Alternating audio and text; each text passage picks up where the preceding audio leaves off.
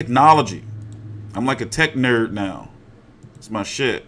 So let's see. Right screen.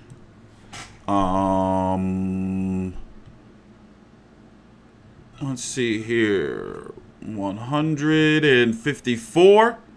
You got Tony Harrison, obviously WBC champion. Julian Williams is WBA and IBF. It's gonna be interesting to see who he's fighting. Heavy rumors that his next fight is going to be here in Philly in January. Likely, of course, I'm not going to say likely. I'm going to be there. But against who, though? You know, against who?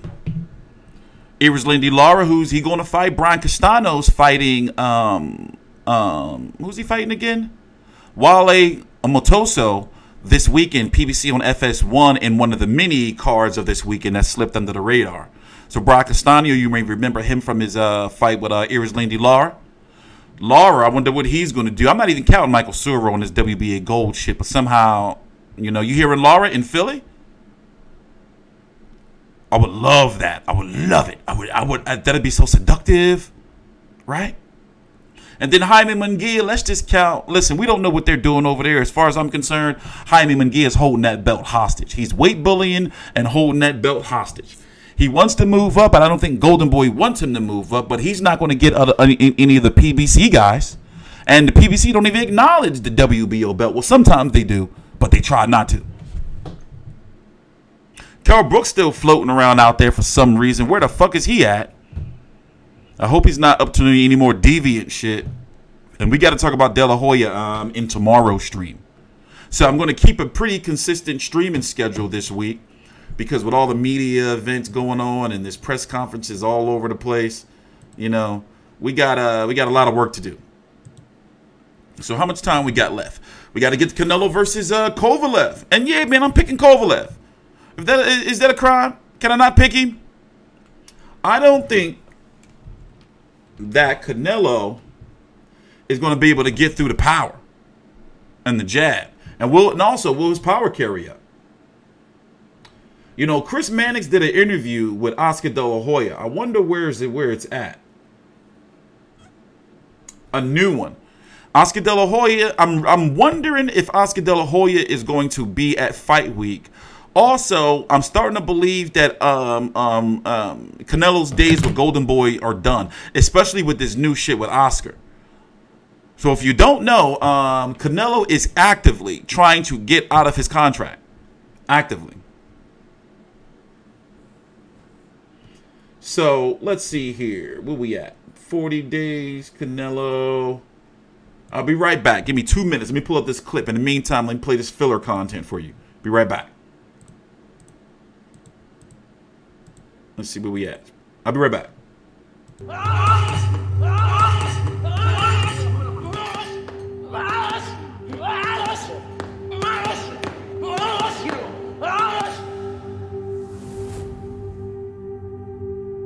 People think that there's a limit how high you can go. No, there's no limits. And that mountain is the highest mountain. It just keeps getting higher and higher and higher. It's just different levels.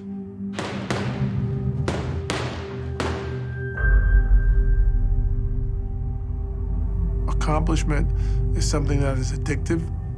Many great fighters we've seen in the past, once they conquer a weight division, the only next step is to go up. They're conquerors. He's not letting the game dictate his level. He challenged the game. He said, I want to level up.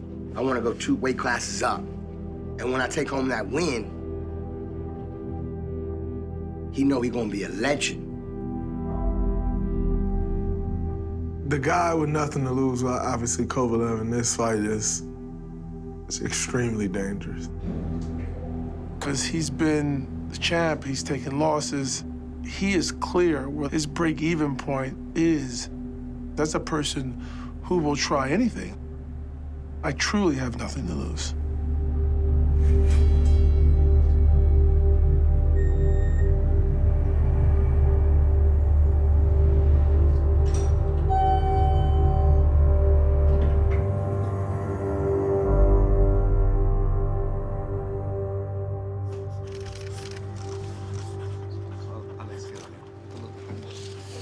¿Cuántos?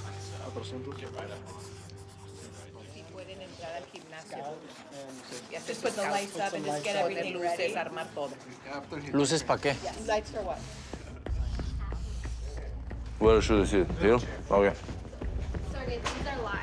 Daniel can Whether you're a boxer, whether you're just any form of athlete or an entertainer, if there's money to be made, you got to do press, you got to do marketing, you got to sell the sizzle. You got to go out there. And why should people see this fight? Sí, te escucho. Mucho interferencia. To get 40, 50 interviews in a day, and there's a method to the madness of these two fighters staying singularly focused.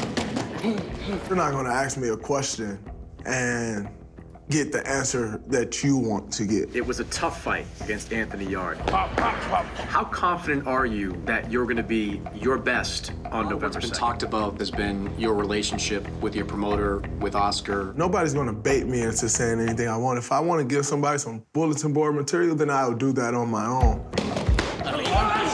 I really don't want to focus on this. I want to focus on my fight, the fight that's coming. I don't care how many different ways you ask it or in how many different languages you want to ask it. I'm going to give the answer that I want to give. It's called 40 Days Canelo versus Kovalev. They do them for all their major fights. Truth be told, I really don't like them. You know, they're more like what do you call them, vignettes or whatever. They're not really, they really don't give you anything, you know? You know, I want them to give us a docuseries into the fighters' lives in the build-up to the fights.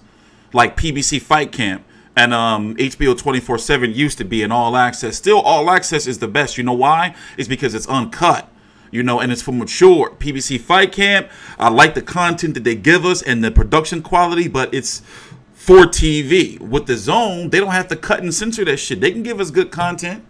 And where the hell is AK and Barack? Well, I know what Barack is. He's with Katie Abdobo. You know? But anyway, Canelo's having some issues with Golden Boy. You know, and also, it really pissed him off that Golden Boy and Oscar got him that contract off of Golovkin. Like, basically, all right, listen, you give us this money, you know, we'll guarantee you Canelo fights Golovkin. Yeah, I'll watch and bet it. But I think that Canelo's days are done. But where does he go? Will he do it all himself? And Golden Boy, in my opinion, has one of the best PR teams in regards to media from... No, I'm trying to figure out how to put it. For example, what I love about Golden Boy is when you get a press release from them, they give you the photos, they give you videos and shit. They give you everything. Like the dude, Gabriel Rivas, like whoever's running that shit over there, like from a media standpoint, they're very organized. From that, and I'm wondering, like that platform, will Canelo bring in his own team to handle all of that shit? And obviously, he's not going to be able to do it himself. They're going to need somebody from the outside, like, you know, business-wise, I guess. Like a Richard Schaefer, basically. You know, to be able to put together, like, the foundation and the infrastructure. And what would they call it? What's that shit he got? No Boxing, No Life Promotions? You know, would it be them? I mean, would he call it that? Canelo Promotions? Or, you know, at this point in time, you can't be mad at it because boxers... You know, look at Oscar De La Hoya, Floyd Mayweather. When you get a big star like that, you don't need to be, you know. Reynoso has their own promotions. They may, but they're not like used to promoting on this level. Putting together, you know how hard it is to put together like a media event, putting together press conferences, media calls, fucking photo shoots and shit. You know. He ain't signing with no fucking Heyman. He could, because Heyman will just be, there'll be no promoter. You just pay the manager fee and Heyman put everything together. But I don't think so. Easy for Canelo to sign with Hearn. Well, yeah, because look at what Golovkin's doing. Like, Loeffler used to be the promoter. Now he's the manager. So basically, they've outsourced the promotional work to Matchroom. You see what I'm saying? So Matchroom is the promoter on paper, but they're not Golovkin's promoter. They're just using the promotional services. But yet Eddie Hearn can say he's the promoter of Golovkin. You see what I'm saying? So that can work, where like they pay like a fee Like, all right, you put together for us. You can say it's your promotion, and you know. And Eddie's been doing that a lot and doing real good with that, working with other promoters. The same thing with Top Ranking, what they're doing here in Philly with Peltz Boxing. Like, it's your event, but we're the ones really running shit. Like, that kind of way. Eddie would suck Canelo dry. Yeah, he would suck him off big time. Yeah, he would. And bend over a barrel, too. But, yeah, man, I got Canelo. I mean, Kovalev. Damn, I didn't jinx. Ooh, maybe that's me jinxing fucking Canelo. I got Kovalev, man. I think that Canelo is going to try to get to the body, and he's not going to be able to get there. And I think he's going to get punched in the face with the jab. I think he's going to get his face jabbed off. By the way, I've decided. I was going to, like, make it a secret, but this Saturday is going to be a very, very, very rough Saturday. This is what I want to do. In fact, this is what I'm going to do. We're going to do a live post-fight stream with highlights in between rounds for as long as it lasts for Canelo versus Kovalev. So I'm talking about when those ring walks start, I'm going to be here live streaming all the way to the last bell and do my post-fight. Oh, he's freaking out over there. Do my post-fight interview or post-fight video during the live stream. So basically, we're going to be as live as long as the fight lasts, and then I'm going to head straight over to UFC as fast as I can. How's that sound? So, yeah, I'm expecting some big shit. It's the first time I've ever done this. I've got things down to where, obviously, I'm not going to show you fucking bastards the fight. But wherever you are, whether you want to watch on your phone, your tablet, we're going to be on multiple platforms. It's going to be scary because motherfuckers going to probably try to sue me and take my video down and shit. Not YouTube, but the other platforms. So, basically, it's going to be blocked out during the rounds. I'm not going to show the fight. But in between rounds, brief highlights, and we're going to score the rounds live here live, real time. And I'm working around the clock, well, not around the clock, but a lot to make sure I get these call-ins right. It's here in the system, but I got to make sure it's perfect. I want to be able to click and have people on, you know, like on the call, you know. Do both live streaming and boxing. Nah, I can't do, nope. I got a nice little system. I got 13 fights I have to cover. I covered what, like 12 on Saturday? I got 13 fights. Bigger fights than the fights last week to cover. I got a nice little system. So what we're going to do is tomorrow we're going to focus more on the card. Because we got to talk about Ryan Garcia versus Romero Dunio. Ryan Garcia probably can get beat up. You know, he can get beat up. So the Erickson Lara. Oh, Miguel Berchelt's taking on Jason Sosa. We got to talk about that card a little bit here. Let me pull it up on the. Let's see. All these cards stacked on top of each other, man. Like they should have put. Like they better make sure fucking Berchelt Sosa come on late at night or be the first main card. Like why would they do that? You know, but they be having those dates to fill, man. So, yeah, this card's this weekend. There's talk that Loma can move down to 130 and take on Miguel Berchelt for that title. Jermell Charlo, he's back. He always brings in big reviews. And the return of Lightning Rod Salka. I'm looking forward to this fight against Alex Saucedo.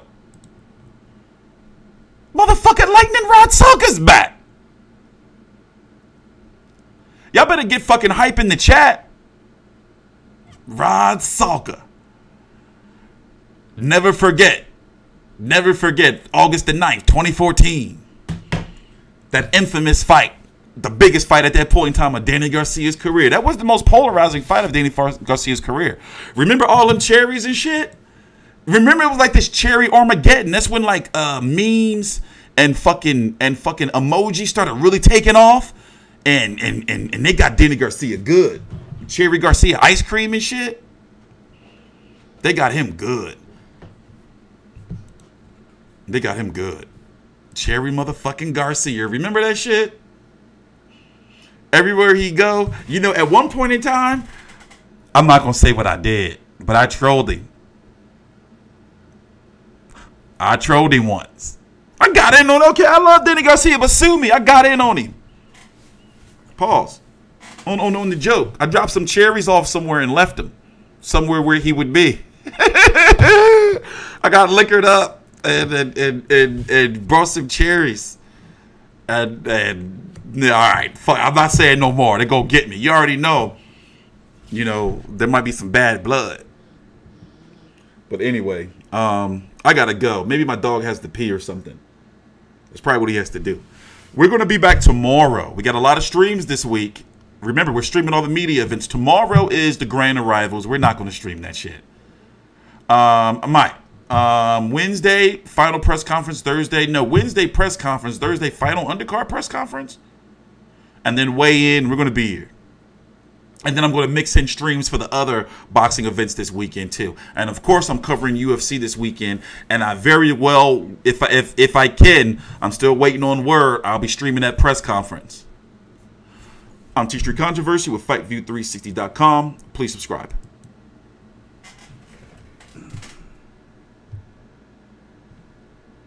Each other is huge. It's just kind of like clockwork. Everything's like clockwork. We've done this a million times. Eso, hay cintura, hijo, ahí, y suelta los golpes ahí, tan, tan, tan. And it just kind of flows smoother.